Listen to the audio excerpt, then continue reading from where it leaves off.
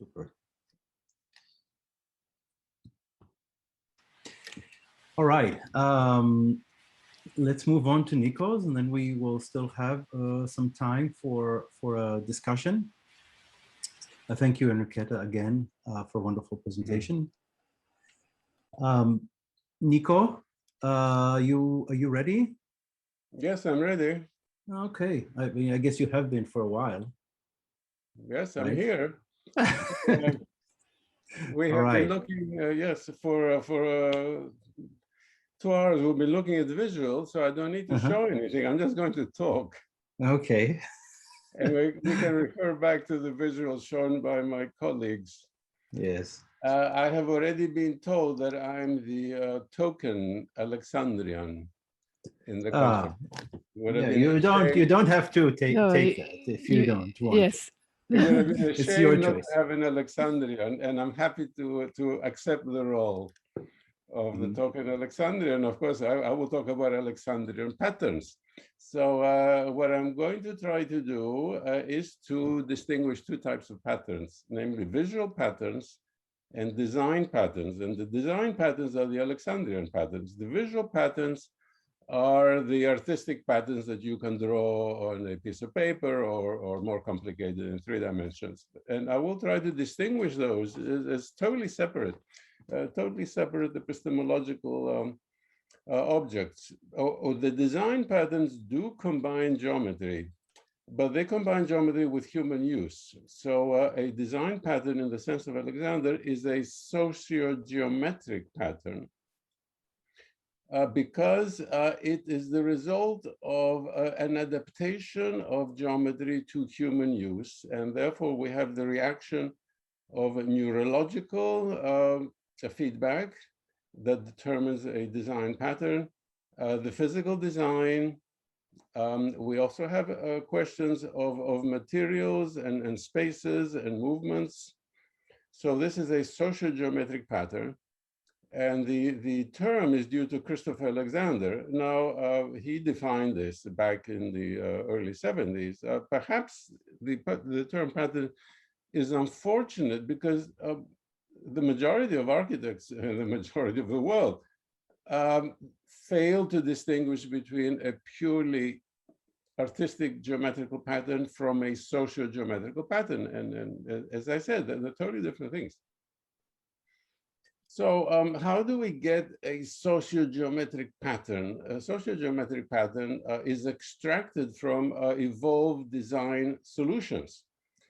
And those evolved design solutions go back to more traditional and historical architecture, essentially evolution, random evolution with selection over millennia or centuries on the basis of human health and well-being. So an individual or a society builds something, say a kitchen that's valid for a certain climate, a certain society, a certain sort of rules of living. And some kitchens work better than others. So within the society, there is a selection process. So the next time kitchens are built, the poor patterns are dropped and the better patterns are continued. And then minor variations are done until you get a more perfect pattern, design pattern in the sense of Christopher Alexander.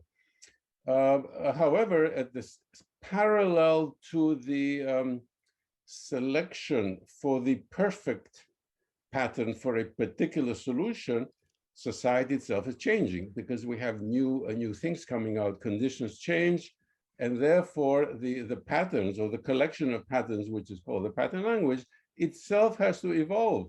So there is no perfect pattern because the patterns themselves are being selected for better human well-being and better human health. At the same time, the conditions of society and the physicality are changing because of evolving circumstances. So there's a continuous evolution. But what I'm trying to, all this blah, blah, is trying to establish that the selection of the patterns have to satisfy human well-being, human health.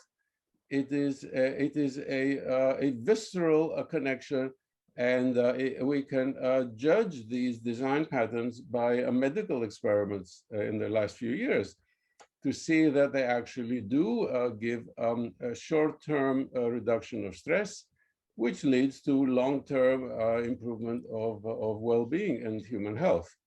So these are the patterns that have evolved over many, many generations. We will say that a pattern is a good design pattern if it has a good fit and it triggers a positive medical indicators because of body reactions that can be measured.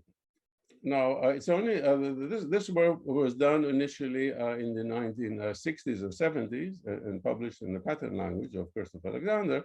It's only in the last 10 years or so that we actually have the medical indicators. So for the first time, those design patterns that were extracted by Alexander and his collaborators are acquiring a medical basis. So I will get into the history of these later, but this is really something very, very new, and it serves as a validation from a totally unexpected source that was not available at the time the design patterns were first derived. So how do we extract the design pattern? Well, first of all, you have to have some background in what a design pattern is. And then you look at a complex physical configuration that is known to be medically healing or at least anxiety reducing. People feel very comfortable in it's a gut feeling, has nothing to do with architectural style or validation by the architectural community, which is highly problematic. So suppose we come across a situation, a place that people just love. We can, okay, I will shock everyone. Tourist places, historic places that tourists pay a lot of money, go to a great deal of inconvenience to experience. They do that because there is some healing quality in these places. So let's take one of these tourist places. It is the effect, the healing effect of such a place is due to the combination of patterns. And here we have a problem of complexity. You may have 200 design patterns that are interlinked and combined to give you this positive feeling of well-being and healing and exuberance. How do you use this knowledge in order to design something new? Well, that's the huge task of those working in design patterns, to realize that you have here many patterns that are interacting and overlapping, and you have to extract each one of these patterns, which is an enormous task. You extract the patterns and then you document each one.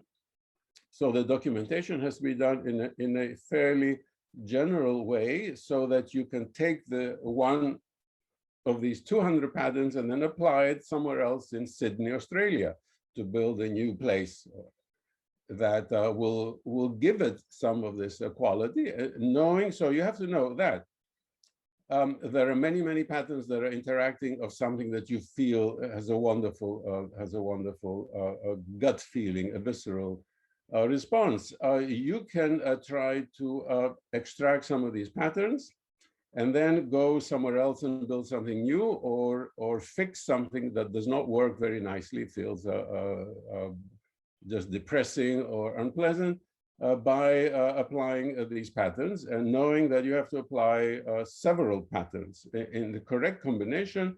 And this is where the linguistic concept comes along. You cannot just arbitrarily superimpose the design patterns. They form a language.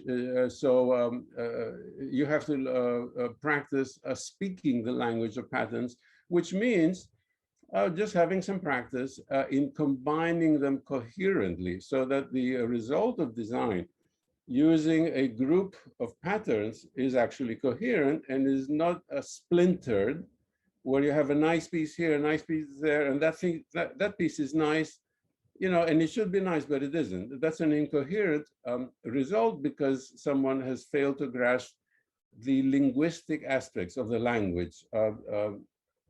The person who designs a project using patterns has to has to be poetic and has to know how to combine the patterns very, very poetically. But I'm talking about something that's eminently practical. It's not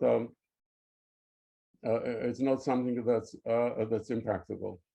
So the whole success of the pattern language is that you have let others.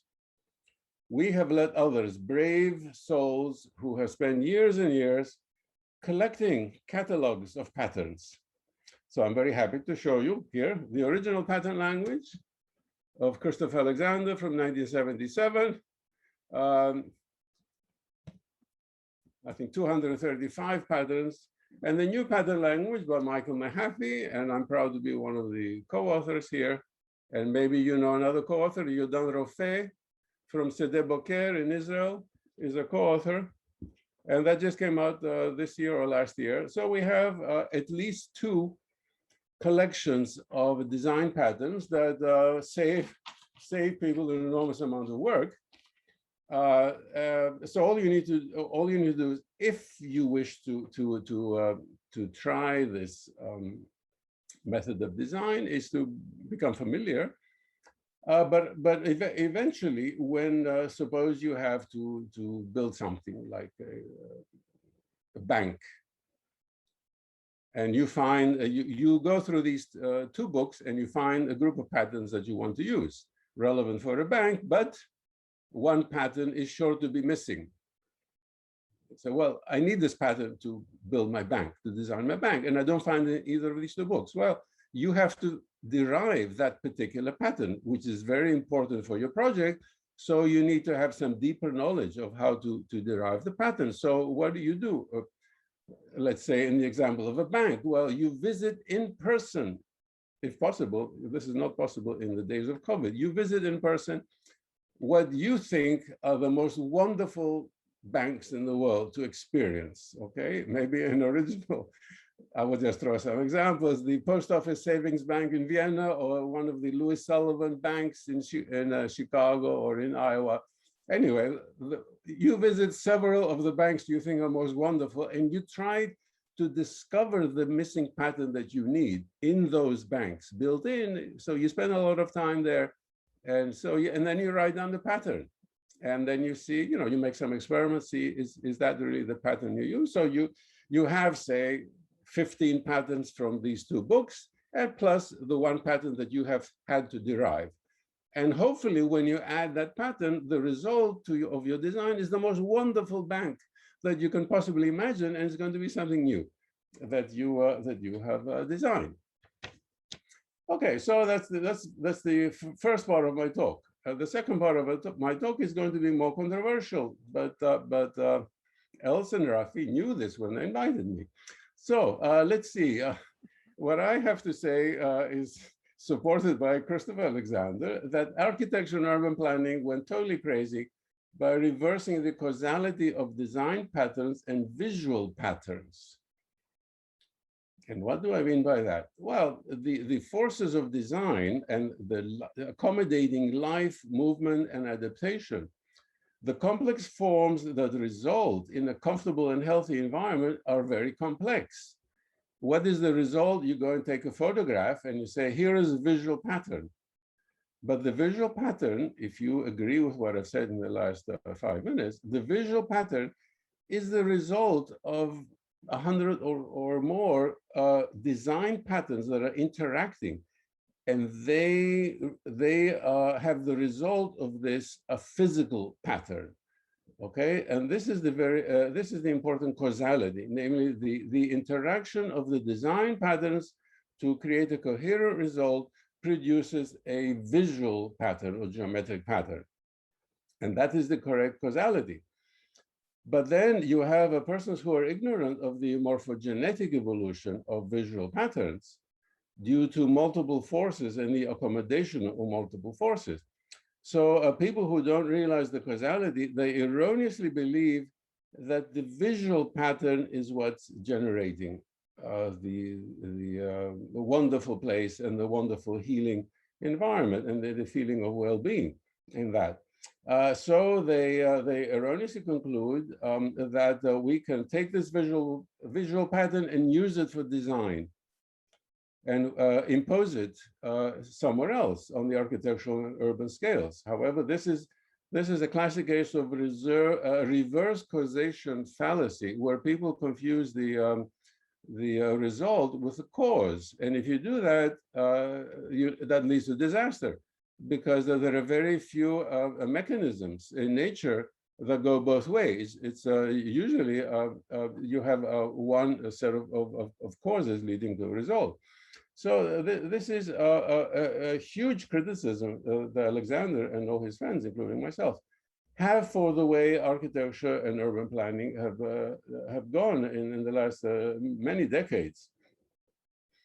So what happens when you take a visual pattern and impose it on the architectural or urban scales is that you have a totalitarian top-down imposition. And this is not only unpleasant in the thinking, but it has a terrible results on the users, because it creates an inhuman dystopia, ranging from the huge high-rise buildings that we were shown that are empty in China and absolutely horrid for anyone to be there, but even down to the smaller scale abstractions that are really inhuman, even though they're smaller scales, because those were copied from some visual pattern that has nothing to do with a human and neurological feedback.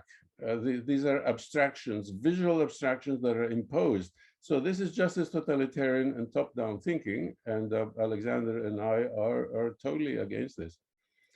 Why does this occur?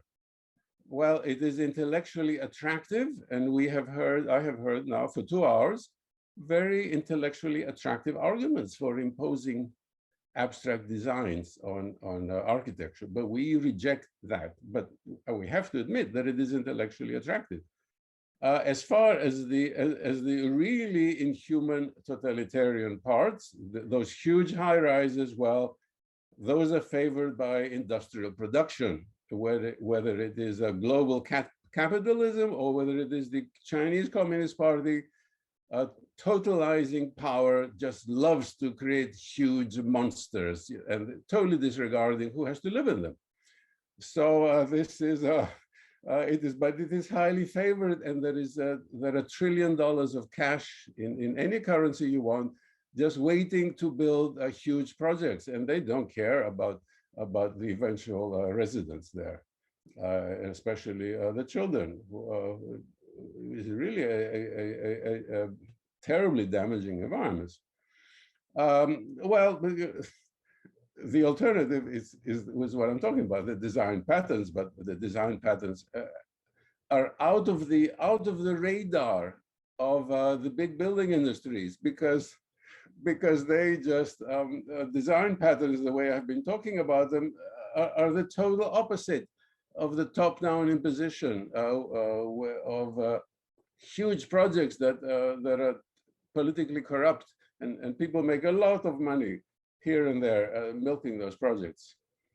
Unfortunately, what we see around us, 20th century architecture and now 21st century architecture consists mostly of these visual patterns, and nothing has adapted and nothing has evolved to adapt to human life.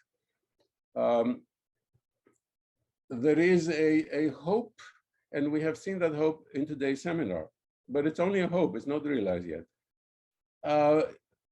Patterns evolving in digital space, in silico. But then you have to have the right selection criteria, because patterns can evolve in silico, in the computer memory, if you are able to program the selection criteria to be human well-being and neurological feedback, then you will get back to something like a design pattern of Alexander.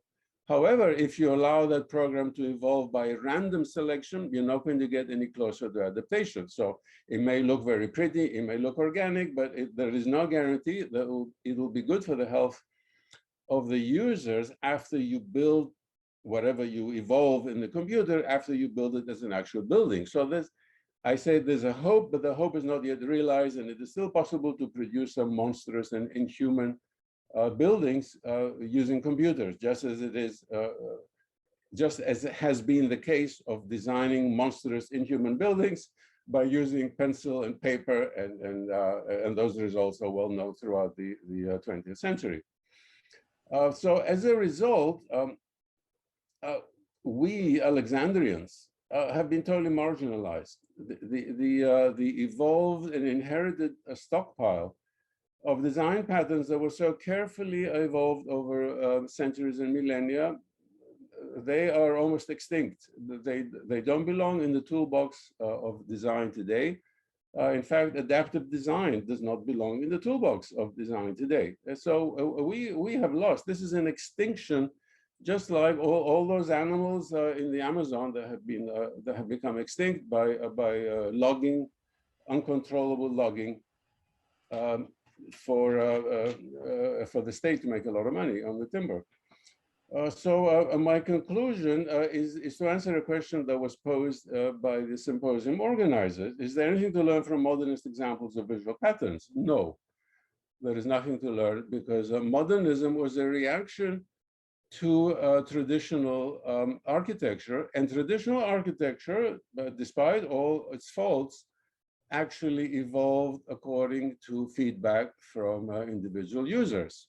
So by turning its back on the traditional architectural forms, modernism, without realizing it, turned its back to the evolution of adaptive design.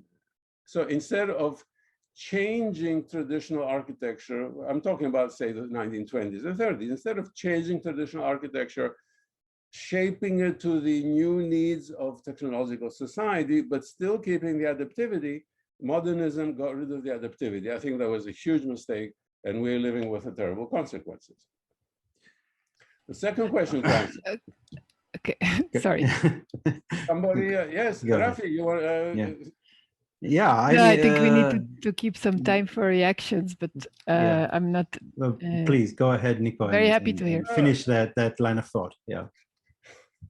Second question: does parametric design help? The answer is we have to see, because of the selection criteria. Parametric design without selection criteria creates monsters. With the proper selection criteria, which I have not seen imposed yet, it could lead to something, and then surprise, surprise, it comes back to the Alexandrian patterns. So that's the end of my talk. Please, Rafi. Yeah.